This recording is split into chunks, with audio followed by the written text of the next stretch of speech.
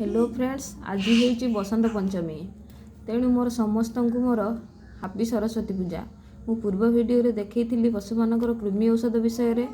आज जानिबा गाई छेली कुकुडांक एंटीबायोटिक रो औषध संबंध रे। देखंतु फ्रेंड्स, यहाँ आपणकर लेवोफ्लॉक्सासिन सिरप। ये सिरपटा आपण गाई भी खाई परिबे, छेली कुकुड़ा समस्ते खाई परिबे। डोज आपणकर गाईर 50 ml, छेलीर 5 ml, आपण कुकुड़ांकर 0.5 ml। तापर देखंतु मक्सेल। ये इंजेक्शनटा आपण छेली की ठंडा हेले किंबा वायरल इन्फेक्शन हेले दे परिबे। एटा आपणकर गाईर दे परिबे इंजेक्शन ऑक्सीटेट्रासाइक्लिन इंजेक्शन। एटा आपणकर एनोफ्लॉक्सासिन इंजेक्शन।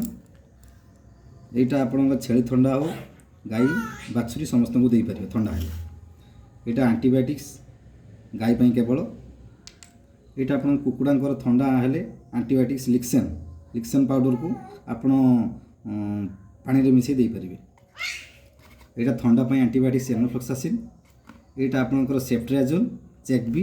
एटा आपणकर ठंडा हेले 3rd जनरेशन सेफलोस्पोरिन एंटीबायोटिक्स आपण दे परिबे गाई छेली उभय। Thank you.